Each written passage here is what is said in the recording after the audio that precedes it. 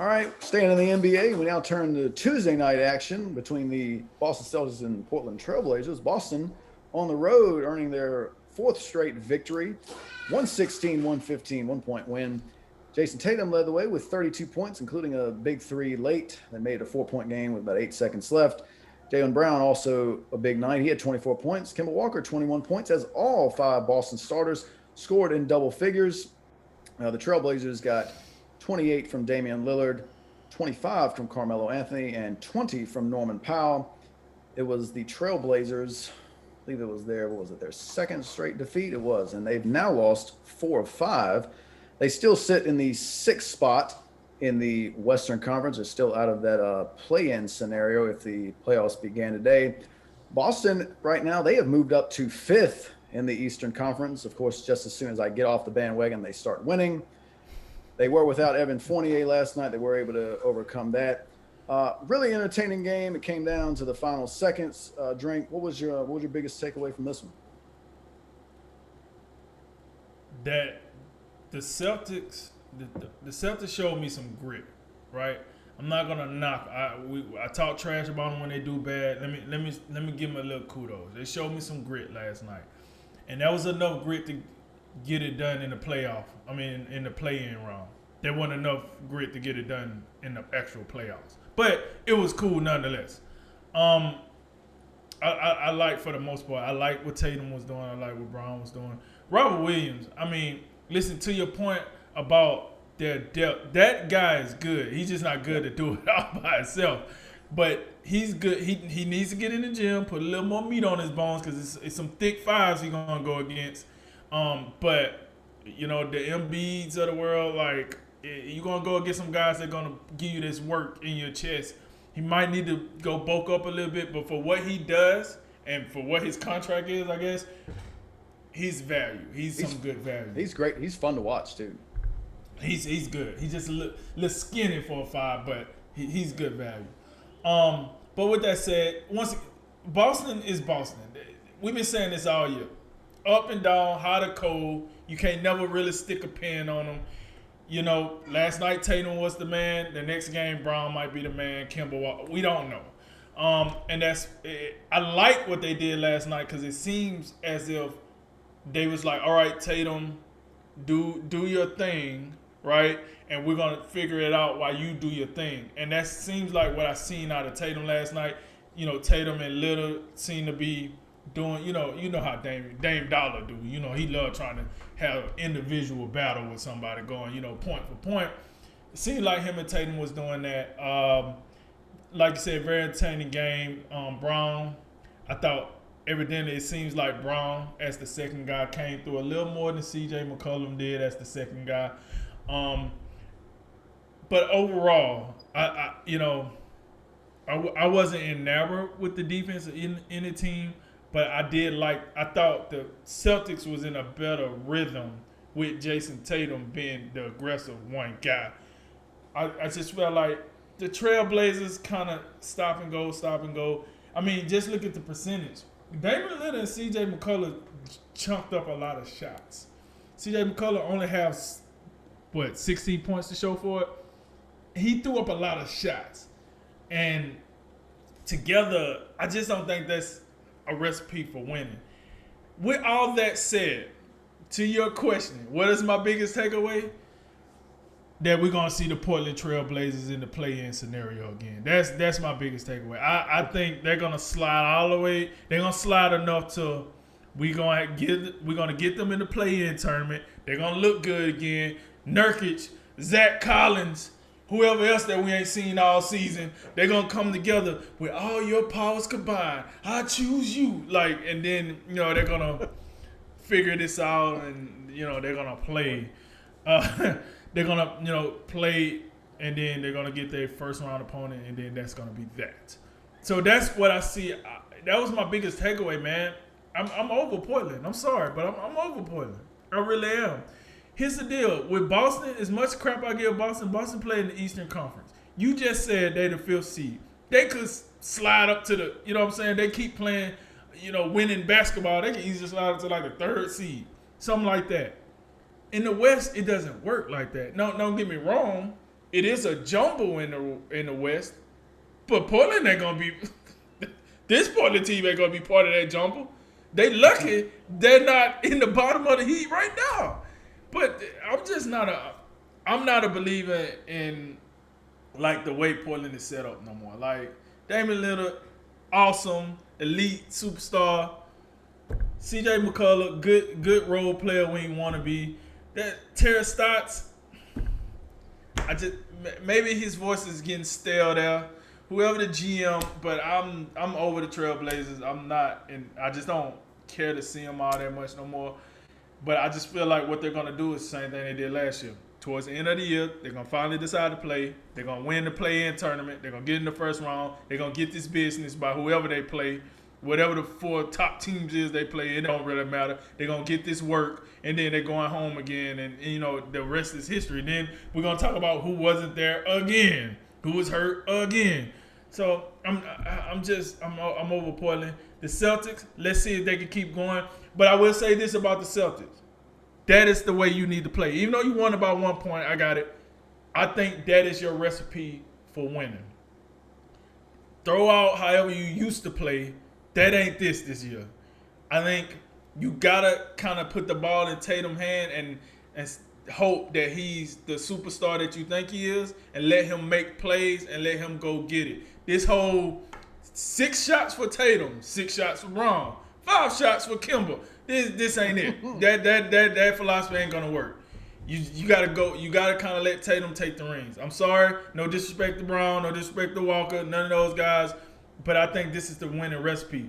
Tatum is the one. You play some pretty, good to decent defense. I'm not saying you're going to be like 76ers level defense, but enough defense where you can get multiple possessions, and then you work it like that. You don't have the shooting that you would need to, like, take it over the top, but I do think you got enough gritty guys where you can keep winning like this. The 1 point games, the 2 point games, the final possessions, the last 2 minutes of the game, however you want to put it. I feel like you do have the team for that type of recipe. You don't have the shooters to go head up with, like, you don't have what the 76ers got. You don't have what the Nets got. You don't have what Milwaukee got. I'm sorry, you just don't have the shooting like that. You do have the championship level experience, I guess, if you want to call it that. But the Celtics, they got enough where they can move up, so I'm not going to, like, really beat on them that bad. This discussion, usually I do is my thing.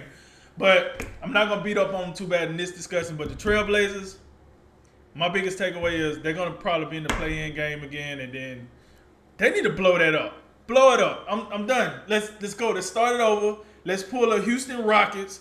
Let's start this thing over. It's over with.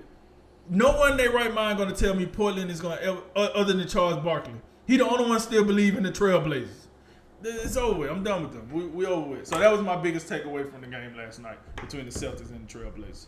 I don't feel like, I feel like heading to the playoffs, you look at both of these teams, and I'm not really, excited about either one. I don't think either one can make it, into the second round. I think Boston has helped themselves now. If Boston, and I think we talked about this before, Boston, if they can get to the 4 or 5 range, that's their path into the second round. But if they are 6, 7, or 8, they're either going to be playing Milwaukee, Philly, or Brooklyn, and nobody's taking Boston in any series. Probably not.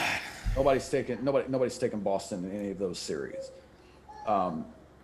Boston, it was a gritty is probably the correct word. Hard fought game on the road.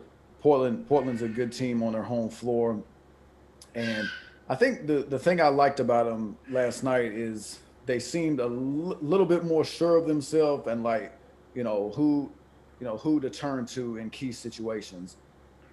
In the closing minute last night, it was Jason Tatum time, and I do think even though there's good arguments for Jaylen Brown and maybe he could get the last shot, but Boston feels like a Tatum team just a little bit more than Jaylen Brown, even though they're both all-stars. They both average around 24, 25 a game. It just feels like Tatum is that guy more so than Jaylen Brown. And you got to give him credit last night. Up by 1, 8 seconds to go, Tatum drills a contested three-pointer that essentially puts the game out of reach. Norman Powell hit a big three with 5 seconds left immediately after, but played a foul game. They couldn't wind up getting a good attempt to end the game. But I mean, this is a tough way for Boston to continue because every starter was pretty good last night. Tatum and Brown were really good. Kemba, I mean, his field goal, his efficiency wasn't great, but he still, hit a bunch of shots for you. Marcus Smart, all the little things that he does for you, plus hit 3 3-pointers. And Robert Williams, I mean, this guy, it just feels like it's a little too soon for Robert Williams on the big stage, but there's so much to like out. I mean, uber athletic, plays above the rim in the lob game, really athletic defensively. He can alter shots. Got a little bit of a floater game, that little push shot in the middle of the floor. He can do a lot of things. It just feels like a little too soon. And it was good to see Tristan Thompson in last night because I think he's going to be important as far as their depth goes. Fournier is going to be real important too. I just don't have a whole lot of faith in him. But those two are going to be really key because when you get past them, there's not much going on this bench. And that bench last night had all of 10 points. So it's a tough way to play to expect your starters to all perform just at peak performance and you get no lift from your bench whatsoever. And as much as I like how Boston played last night, it's still 1-point game. And Portland had a whole lot of misses they had one possession in the fourth quarter where they got like 3 offensive rebounds. They got like 3 or 4 like good looks at a 3, and they just missed all of them. Lillard and CJ were fairly inefficient last night, 15 for 42. It just wasn't one of those nights for those guys where they just, took over. And we've seen it from them. Like there are times where they both are, or one of them or both of them, they're in such a rhythm that they just take over to such a degree it doesn't matter. Now you add in Norman Powell. You do like that three guard combo, but Norman Powell was pretty good last night. The other two, Lillard and CJ, not so much. Melo kept him in the game for several stretches. Yeah, he was. I think it was in the third quarter that Portland had nothing going offensively, and it was Carmelo Anthony that kept him in the game. I thought he played an exceptional game. He needed it because he had a donut the night before, or the last game against Miami. So that was great to see. It was a vintage performance from Carmelo Anthony. But I think I'm inclined to agree with you as far as the play-in scenario. I would say I think Dallas is going to catch him. I don't know. What do you think? I think it has to be Dallas. If Porzingis come back and do what we think he can do, they should catch him because I think Dallas is better than like Portland as a team. I just think when they have their pieces, Porzingis come back and all that, I think those other guys that we look at, Tim Hardaway, Josh Richardson, guys like that will play better because it's like a role fit. But I agree with you. I think Dallas could catch Portland and they could fall behind them. It's interesting. It's interesting to think that way because we talked about somebody's starting 5, how much we like them. The Denver Nuggets. Yeah, we was talking about Denver starting 5. You look at Portland's starting 5. Their starting 5 has now that you add Powell in there, there's a lot to like about that starting 5. But like, I don't know, it's something doesn't. I don't think there's a little bit that doesn't feel right about either team. I'm not sold on either moving forward. Right. I've held out as long as I can for Boston. Now they're winning, but still they've been so far up and down that, I got to think there's going to be a 3-game losing streak coming up very shortly to put them right back down around 500. But Portland, I don't know. I don't think they defend particularly well, and they're so perimeter oriented that I feel like that's going to catch up to them. And I just it's similar to Boston, unless if Portland could somehow get the 5 seed. But even then, it's not like Utah, Phoenix, LA, or both LA teams. I don't know if I give Portland an outside chance against Phoenix, but although those other 3 teams, I don't think Portland would have much of a chance.